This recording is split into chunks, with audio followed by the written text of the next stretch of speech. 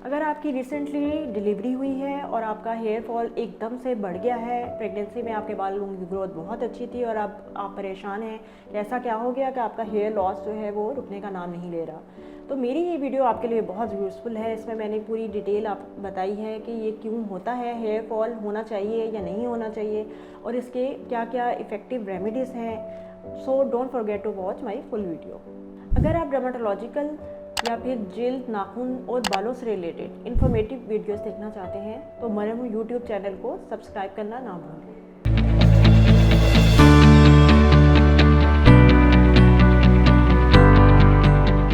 अस्सलाम वालेकुम, आई am doctor Sara Ahmed, dermatologist, cosmetologist and aesthetic physician. I have done fellowship in dermatology from college of physicians and surgeons, Pakistan. मैं पिछले 6 साल से social security hospital Lahore में as a consultant काम कर रही हूँ। इवनिंग में मैं मरहम के प्लेटफॉर्म के थ्रू ऑनलाइन वीडियो कंसल्टेशन देना चाहती हूँ। आज की इस वीडियो में डिस्कस करेंगे कि दौरान हमल बालों की ग्रोथ ज़्यादा हो जाना और फिर हमल के इख्तिताम पे हेयर फॉल का बढ़ जाना, इसकी वजूहात क्या हैं, इसके ट्रीटमेंट ऑप्शंस क्या हैं और how to deal with this issue. सबसे पहले बात कर लेते हैं कि प्रेगनेंसी में बाल जो है आपके ज़्यादा घने क्यों हो जाते हैं, ज़्यादा डेंस क्यों हो जाते हैं। हेयर ग्रोथ जो है उसकी एक साइकिल होता है, वो साइकिल के अकॉर्डिंगली ग्रो करता है। जो एनाजेन फेज़ है वो ऐसी फेज़ होती है जिसके अंदर बालों ने ग्रो ही करना होता है। यूजुअली ये फेज़ जो है वो 3 से 6 महीने लास्ट करती है। प्रेगनेंसी एक ऐसी कंडीशन है जिसके अंदर ये फेज़ प्रोलॉन्ग हो जाती है। जब प्रेगनेंसी होती है तो ये वाली जो हेयर ग्रोथ है वो आपकी जब तक वो एंड नहीं होगी तब तक ये ग्रोथ आपकी एक्सटेंडेड रहेगी और आपकी हेयर ग्रोथ बढ़ती रहेगी, डेंस होंगे बाल, हेयर फॉल भी नहीं होगा और थिक भी होंगे आपके बाल। लेकिन जैसे ही ये एंड अप होती है, प्रेगनेंसी ख़त्म होती है, आपके हार्मोनल लेवल्स चेंज होते हैं तो हेयर ग्रोथ का जो साइकिल है ये भी जो है ये वाला फेज़ ख़त्म हो जाता है साइकिल का और वो एक दूसरे फेज़ में एंटर हो जाता है जिसको कि टीलोजन फेज़ कहते हैं। और उस फेज़ के अंदर बालों का गिरना एक नॉर्मल फिजियोलॉजिकल प्रोसेस है। ये अंडरस्टैंड करने की ज़रूरत है कि जो हेयर फॉल आफ्टर प्रेगनेंसी है that is a normal physiological process, that is not a disease, not a pathology.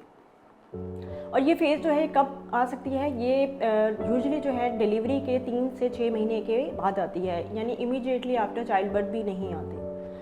लेकिन अगर आप कुछ और भी वजूहात हैं जो इसके पीछे हो सकती हैं हेयर फॉल की। जो अगर आपको कोई ऐसा इशू जो है आप फेस कर रहे हैं तो आप फौरी जो है डर्मेटोलॉजिस्ट से कंसल्ट करें। हो सकता है कोई और जो है न्यूट्रिशनल फैक्टर्स की डेफिशिएंसी हो आपके अंदर जो कि डर्मेटोलॉजिस्ट पिक कर ले, टाइमली आपको जो है इन्वेस्टिगेट कर ले, फिर अकॉर्डिंगली ट्रीट करें।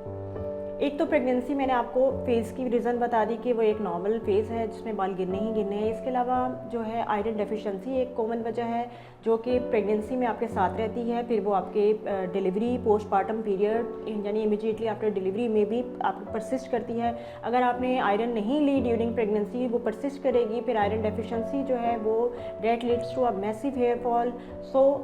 आयरन डेफिशिएंसी को डील करने के लिए भी आपको डर्मेटोलॉजिस्ट के पास ही जाना पड़ेगा। आयरन डेफिशिएंसी इसलिए भी कॉमन है कि पोस्टपार्टम पीरियड में आपको ज़्यादा ब्लीडिंग हो, पहले जो 1 महीना होता है डिलीवरी के बाद, या फिर आपका सिजेरियन हुआ हो तो भी डेफिशिएंसी के चांसेस हैं। इसके अलावा विटामिन डी डेफिशिएंसी भी बहुत कॉमनली देखी गई है जो कि लैक्टेटिंग मदर्स में ज़्यादा पाई गई है।